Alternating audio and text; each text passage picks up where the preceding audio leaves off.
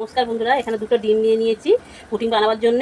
এই চামচে হাফ চামচ চিনি নিয়েছি, গুঁড়ো করে নিয়েছি, দিয়ে দেবো। একটু ভ্যানিলা এসেন্স নিয়ে নেবো, ডিমের গন্ধটা বের হবে না ওই জন্য। এখানে এলাচ নিয়ে নিয়েছি, গুঁড়ো করে নিয়েছি, দিয়ে দেবো। ভালো করে ফেটিয়ে নেবো। এলাচ গুঁড়ো দিয়েছি এর মধ্যে ভালো একটা টেস্টের জন্য, হেবি সুন্দর সেন্ট বেরোবে, খেতেও ভালো লাগবে। এখানে এক বাটি দুধ নিয়ে নেবো, দুধটা দিয়ে আরও একটু ফেটিয়ে নেবো। এই চামচে হাফ চামচ চিনি নিয়ে নিয়েছি, হাফ চামচ জল দিয়ে দেবো। চিনিটা ব্রাউন করে নেবো। চিনিটা ব্রাউন কালার হয়ে গেছে। দুধটাকে ভালো করে ছেঁকে নিতে হবে, না তো ভালো কুকিং হবে না। এর মধ্যে একটু ছানা দিয়ে দেবো, খেতে ভালো হবে। বন্ধুরা বন্ধুরা আমার ভিডিওটা যদি ভালো লেগে থাকে লাইক শেয়ার ফলো করে দেবেন, সবসময় সাপোর্ট করবেন বন্ধুরা। এখানে কড়ার মধ্যে একটা কাপড় দিয়ে জল ঢেলে দিয়েছি, আর এখানে বসিয়ে দিয়েছি।